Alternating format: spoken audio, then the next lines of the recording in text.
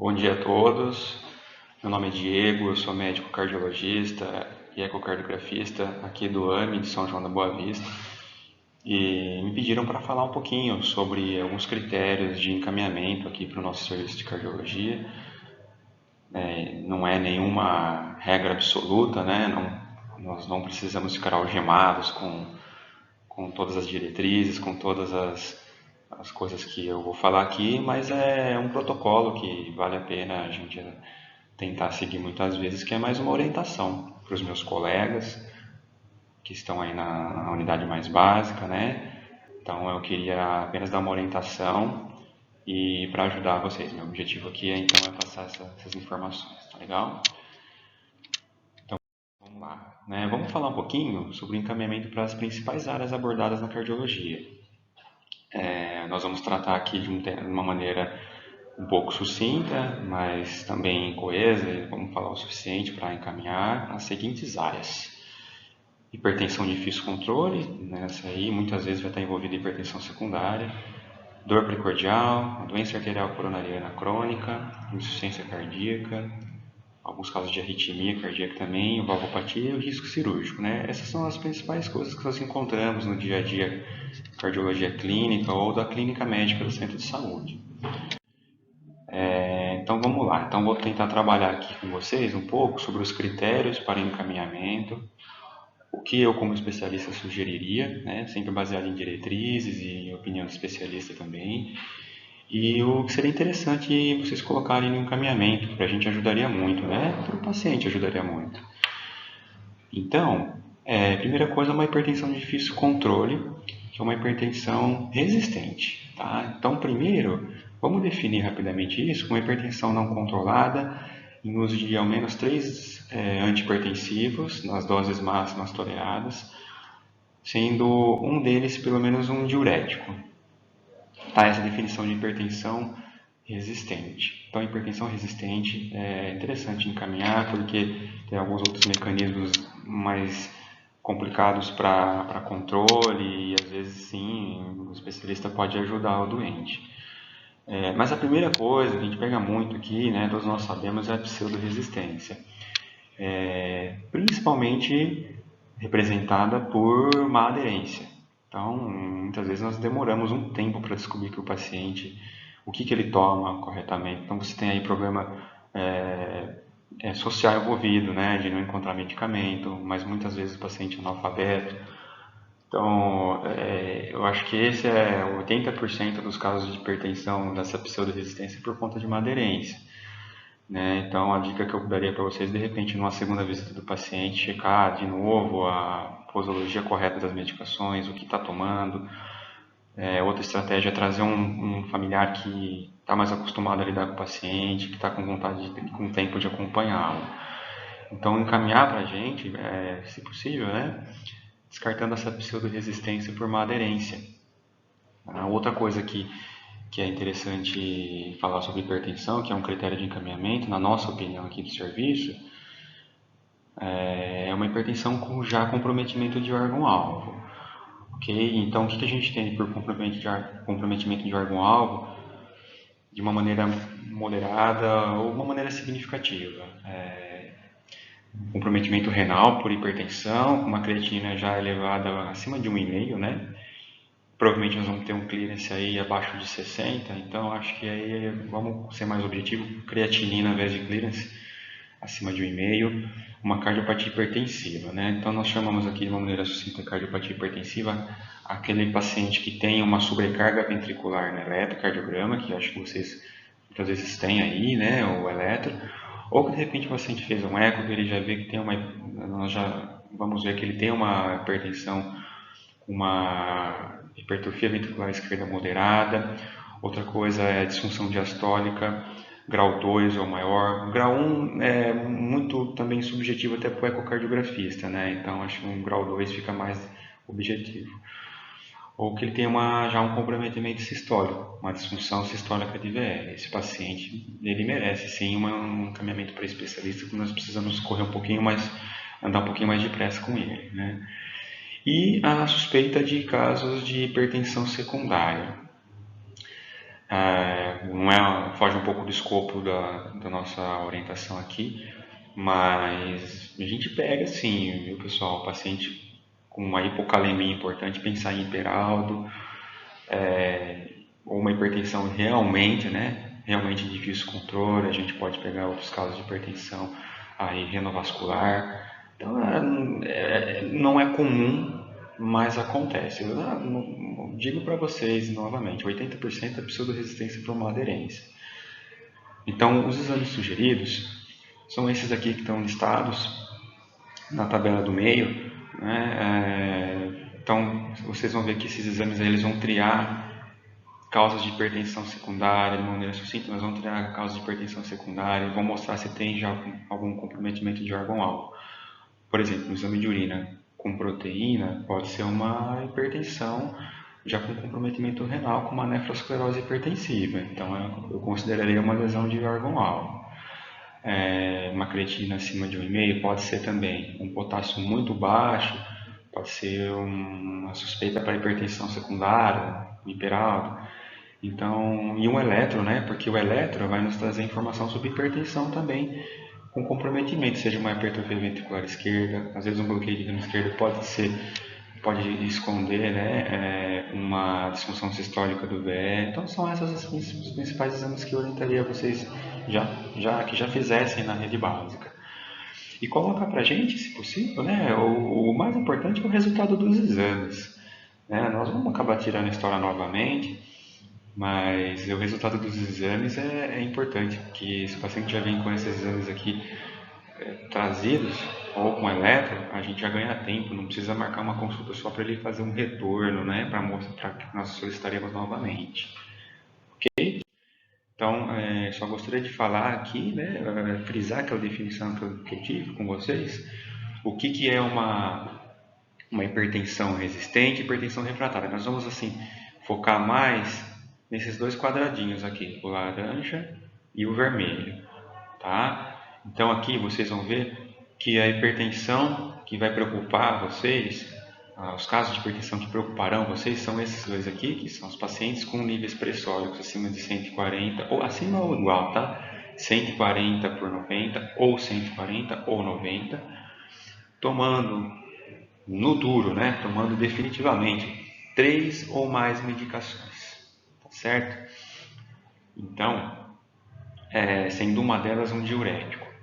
Tá? Gostaria de falar assim que o diurético tiazídico a gente tem preferência por ele, a não ser que o paciente tenha uma congestão pulmonar, que aí nós vamos precisar do diurético de alça, que é a furosemida. Mas tomando, né, um diurético tiazídico, temos preferência para o cortalidona ou para a indapamida, que são diuréticos um pouquinho mais potentes e que tem uma meia-vida mais longa, mas nós não encontramos na rede básica. Apesar de serem bem baratinhos, R$ 8, R$ 9, para o paciente isso pode fazer falta, né? Então usamos o bom e velho hidroclorotiazida. Então são 3, 4 ou 5 medicamentos, né?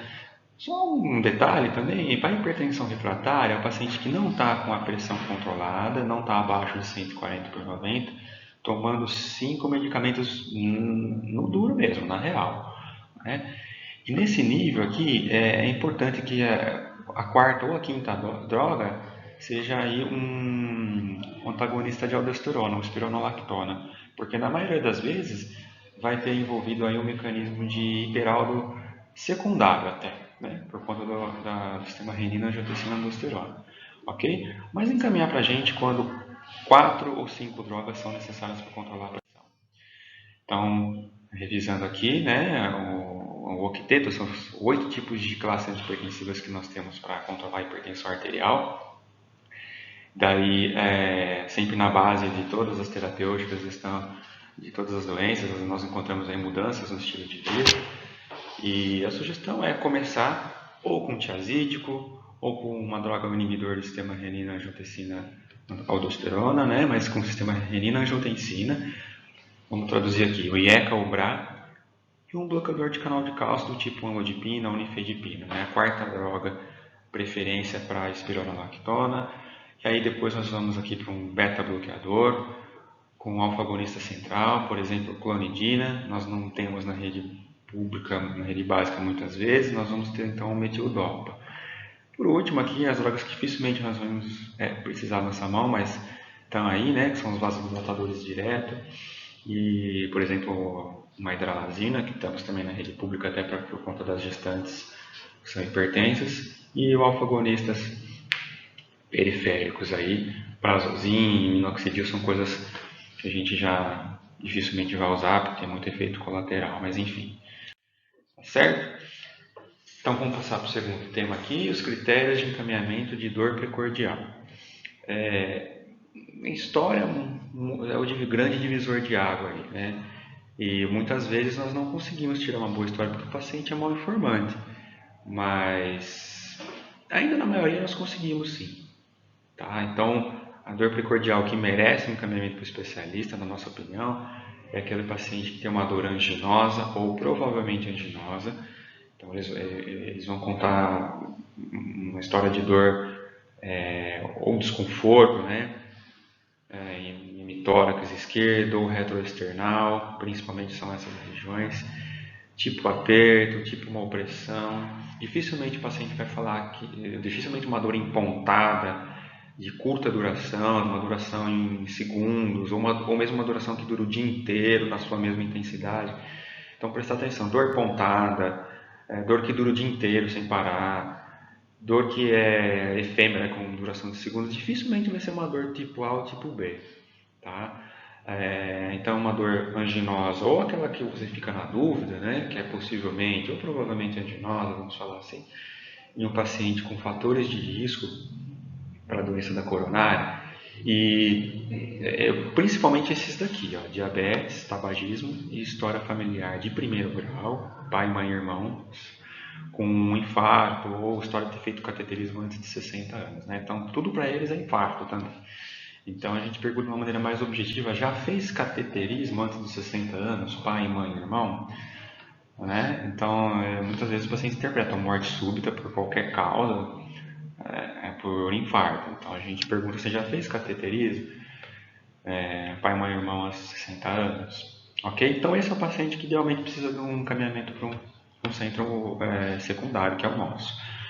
Os exames que nós sugerimos, eletrocardiograma e radiografia de tórax, e trazer esse resultado para a gente aqui. Isso já adianta muito. O eletro dá muita pista e já nos guia. Não, isso aqui vai com teste ergométrico, não, isso aqui não precisa, realmente a dor não, com eletro normal, não vamos fazer nada, vamos só orientar, controlar o fator de risco, devolver ele para a rede pública. Não, isso aqui é uma dor anginosa, de fato, o paciente com pouco esforço já tem dor, a dor é de início recente, vai para o CAT, né? Então é isso aí. Perfeito? Um pouco aí já nesse mesmo tema, a doença arterial coronariana. Então nós vamos tratar um pouquinho aqui de encaminhamento na fase subaguda e na crônica, porque no caso agudo, se chegar alguém aí, vai para emergência, né? Então, encaminhar sempre para a gente após uma fase aguda de uma síndrome coronariana. Tá? Então, síndrome coronariana pode ser um infarto agudo ou uma angina instável. Fase aguda, pessoal, principalmente nos primeiros 3 meses, né? Até o terceiro mês a gente considera fase aguda. Ou se não, um paciente que precisou fazer um cateterismo, ele chegou a precisar de um tratamento invasivo, ou seja, um não medicamentoso, com uma angioplastia ou com uma revascularização cirúrgica. Então vale a pena sempre encaminhar, porque a gente vê se tem lesão residual, a gente vê direitinho se tem disfunção ventricular, e não tendo, se for para controlar fator de risco, também ele volta para a rede básica. Para aqueles pacientes que já são infartados, já faz tempo, muitas vezes há anos, esse paciente ele pode ficar controlado na rede básica, na nossa opinião, se ele não tiver sintoma. Quais são os sintomas? Sintomas de angina e sintoma de esforço às atividades habituais, né? O cansaço é muito subjetivo, né? A dica que eu dou sempre é o cansaço que me preocupa, aquele que eu devo investigar, é aquele paciente que está perdendo capacidade funcional ao longo do tempo e perdendo capacidade funcional de uma maneira objetiva. Aquele paciente que ia para a padaria, que ficava 2 quarteirões com uma subidinha, agora ele não consegue chegar porque cansa muito, ele consegue chegar até um quarteirão, senta um pouco. Esse paciente, muitas vezes, ele nem vai mais, né, para a padaria. Então, esse é uma perda objetiva de capacidade funcional. Esse paciente, sim, que é algo que a gente precisa investigar. Agora, aquele paciente ganhou um pouquinho de peso, está sedentário, que na pandemia ganhou peso também, ou que está depressivo, que está fadigado, esse doente ele consegue chegar no final das duas subidas, ainda com uma certa dificuldade. Tá? Ele não perdeu a capacidade funcional, ok? Então, aqueles casos de doença crônica, encaminhar se ele tiver muito sintoma, angina ou dispneia, ou se tiver disfunção ventricular, que esse doente aí a gente precisa muitas vezes ver se não precisa repetir alguma prova isquêmica, ver se ele tem risco de perder mais massa ventricular. E os exames são exames de fatores de risco. Veja aqui que a gente acrescenta a glicemia de jejum, colesterol total e frações.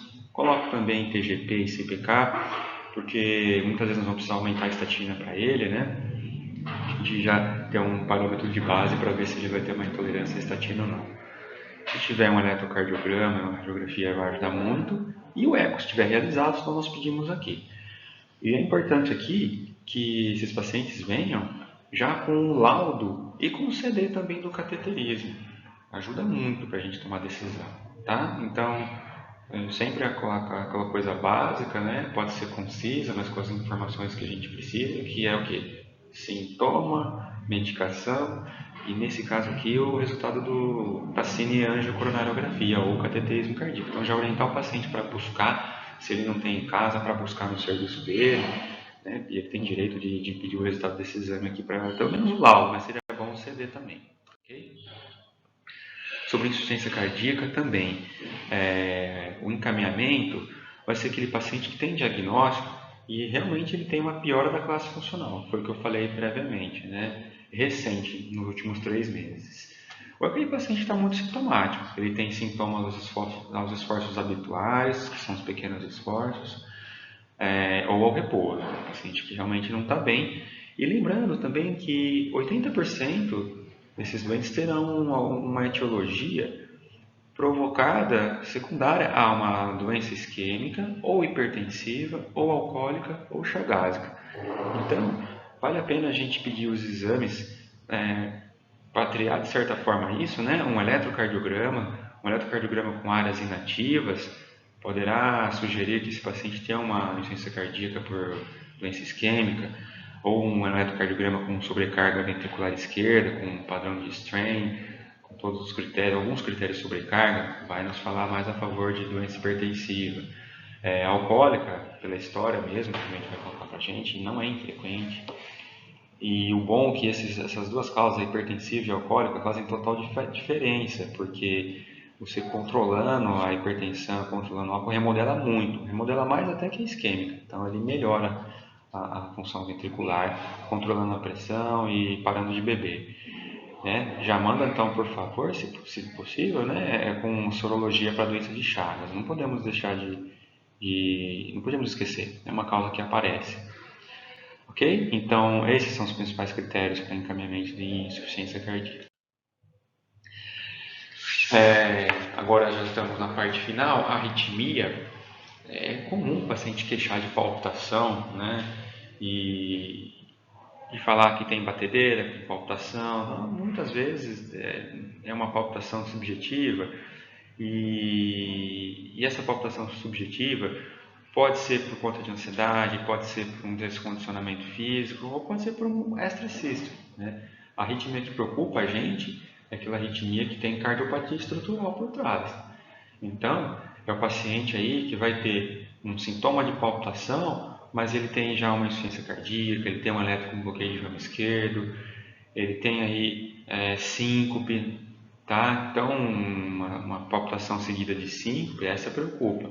Então, essas palpitações que você julga que tem a cardiopatia estrutural ou suspeita de ter cardiopatia estrutural, pode caminhar. Mas a maioria são extrasístoles decorrentes de abuso de medicamentos com excesso de cafeína, né? E nesses pacientes que são cafeína sensíveis, a gente diminuir o aporte de cafeína que é a diminuição da quantidade de café, de chá preto, refrigerante, energético. Outra coisa, medicamento descongestionante nasal à base de nafasolina. É muito comum, a gente pega muito isso. Outra coisa que é a apneia do sono. A apneia do sono vai desregular a pressão, vai evoluir muitas vezes com extrasístole. Então, os pacientes controlando a apneia do sono, muitas vezes melhora o sintoma dele, ok?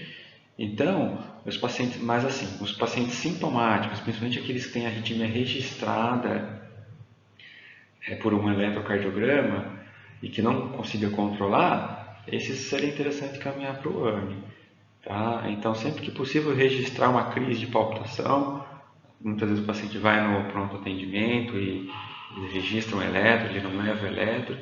O que eu às vezes faço quando chegam aqui, e nesses que passaram pelo pronto atendimento, é fazer uma solicitação ao setor de prontuários para que tire uma cópia do eletro da crise para a gente ver que tipo de arritmia que é. Às vezes o Holter não pega, porque é uma palpitação muito infrequente, o Holter fica 24 horas.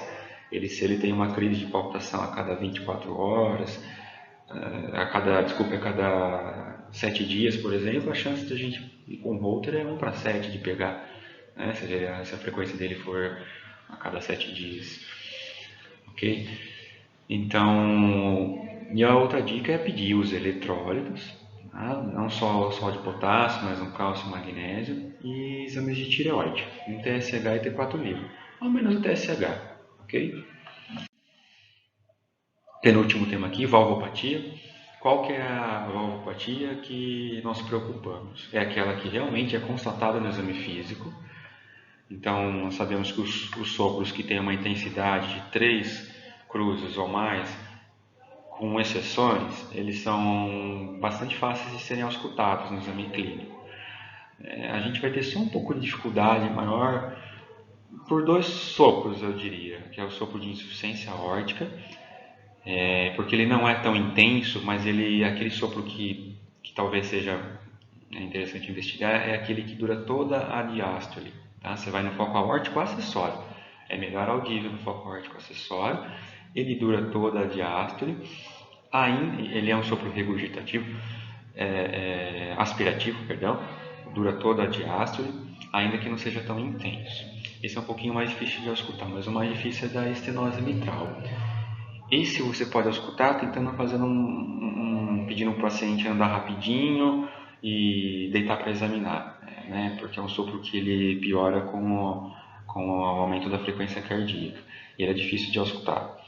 Mas os outros, principalmente o sopro de insuficiência mitral, que é fácil de escutar, a estenose aórtica, você vai tentar casar o sintoma com o exame físico mesmo, né? Mas encaminhar, sempre que houver dúvida que o exame clínico esteja representando aí uma valvopatia moderada ou importante, ou se o paciente é sintomático, aquele com sintomas mais limitantes que nós já conversamos, né, que é o classe 3 ou 4. Eletro importante, nós vamos ver se já está tendo alguma repercussão em câmaras cardíacas. Nós conseguimos ver isso nos sinais de sobrecarga. O eletrocardiograma, uma sobrecarga de ato esquerdo, sugere uma estenose mitral mais importante. Uma sobrecarga de ventrículo esquerdo sugeriria uma estenose ou uma insuficiência aórtica, também uma insuficiência mitral, que dilata a cavidade, não é? E uma sobrecarga de ventrículo direito, aí às vezes é um paciente que já tem uma repercussão mais grave, tem uma hipertensão pulmonar por uma valvopatia. Então, as sobrecargas que nós vamos querer ver no eletro. Se tiver já feito um ecocardiograma, trazer para a gente, para o paciente trazer, que para arritmia, bom e velho eletro. Se eu fosse falar aqui os exames que a gente precisaria que o paciente já trouxesse. Para arritmia, bom e velho eletro. Para doença coronária, o cateterismo. E para valvopatia, o eco. Se não, o eco a gente consegue fazer aqui com mais facilidade também, não tem tanto problema. E agora sobre o risco cirúrgico. O que vale a pena a gente pontuar são 2 coisas. São os pacientes que são portadores de cardiopatia grave e os pacientes que têm risco cirúrgico muito baixo, tá? Então, independente do procedimento a ser realizado, se for um paciente portador de condição cardiovascular grave, que são essas daqui, merece fazer um pré-operatório com o especialista, com o cardiologista. Quais são essas condições cardiovasculares? Aquele paciente agudo, tá? De 3 a 6 meses de infarto, esse paciente precisar ser submetido a algum procedimento, não der para esperar esses 6 meses, precisa vir para a gente, porque muitas vezes ele vai estar tomando dupla antiagregação plaquetária, nós vamos precisar definir se tira um antiagregante ou não, pelo risco de sangramento inerente ao procedimento cirúrgico, ou aquele paciente descompensado, né? Ele não é agudo, mas ele está descompensado de insuficiência cardíaca, tem uma hipertensão não controlada. E a hipertensão não controlada é aquele estágio 3, né? Então, lembrar, tudo que é estágio 3 não é legal. Tudo que é estágio 3, angina classe 3 não é legal, hipertensão arterial estágio 3 não é legal, valvopatia ou insuficiência cardíaca, né? Como já disse, classe 3, que é aquele paciente bastante sintomático, com mínimos esforços ou ao repouso. Esse é uma condição cardiovascular grave, e se ele precisar fazer qualquer procedimento cirúrgico nessa etapa, não der para esperar para compensar, o ideal seria isso, encaminha que a gente vai ver que a gente consegue fazer alguma terapêutica que diminua o risco do paciente. Agora aqui, pacientes que não estão nessa condição cardiovascular grave e vão precisar fazer uma cirurgia de baixo risco, esse paciente muitas vezes não precisaria nem fazer avaliação cardiológica, mas se for pedido pelo colega e ele se enquadrar nessa categoria, eu acho que dá para liberar tranquilo, né? A menos que esteja utilizando algum anticoagulante, vocês tenham dúvida, né? Se tira ou não anticoagulante, a gente precisa ver o quanto tempo que retiraria, ou se dá para ficar sem anticoagulante, porque é uma circulação arterial com Chagas-Vasque baixo. Mas procedimento que é de baixo risco intrínseco e ele não se enquadra a condição cardiovascular grave, dá para ser liberado talvez, né, provavelmente por um clínico geral mesmo. São aqueles procedimentos cirúrgicos, assim, endoscópicos, uma endoscopia, ainda que com biópsia, né, exceto se estiver tomando anticoagulante, né, que é a ressalva que eu coloco aqui, ou procedimentos dermatológicos, ou procedimentos ortopédicos, por exemplo, retirada de cisto ósseo, cisto sinovial, melhor dizendo, cirurgia de catarata, uma cirurgia de super baixo risco, né? Muitas vezes pode ser liberado pela UBS mesmo, tá legal? Se precisar encaminhar, então, por favor, já pode pedir uma creatinina, porque entra no score de risco, né, por conta da função renal, um hemograma, a anemia também, quando é mais severa, entraria no score de risco negativo aqui, e coagulograma. Não precisa pedir o coagulograma completo, com os tempos, não, tempo de coagulação, tempo total. Mas um TP e TTPA já está suficiente. E um eletro super importante, se o paciente for tabagista, vale a pena, ou acima de 60 anos, vale a pena pedir uma radiografia. Mas basicamente, pessoal, um eletrocardiograma já nos ajuda muito em exames básicos. E mandar para a gente, junto com o encaminhamento, esses exames. Certo? Então, aqui só para finalizar, que o AME é um ambulatório, né? E muitas vezes a gente não consegue ter a logística aqui de pacientes com síndrome coronariana aguda. E esses daí precisam ser encaminhados, obviamente, né, para um serviço de urgência, se for realmente um diagnóstico, vocês acham que seja uma síndrome coronariana aguda, uma angina instável, por exemplo, certo? Paciente com IC descompensado, mas aquele paciente extremamente congesto, com dispneia ao repouso, com padrão respiratório ruim, também seria interessante aí o serviço de urgência, ou aquele paciente com baixo débito, né? E aqueles pacientes com estenose carotídea, ou com aneurisma de aorta, torácica ou abdominal, esses preferencialmente encaminhar para o vascular, tá? Para o angiologista ou cirurgião vascular, que é mais ele que dará as condutas aqui. Ok? Atendemos aqui adultos, e a faixa etária estabelecida é aquela acima de 16 anos. Acima de 16 anos, 17 ou mais. Ok? Então, espero ter contribuído com alguma coisa. Volto a dizer que isso não é uma algema, mas é uma sugestão para que a gente consiga atender a demanda e os casos que mais precisam para ser desafogados da rede básica. Uma boa semana a todos. Estou à disposição para qualquer dúvida. Um abraço e até mais.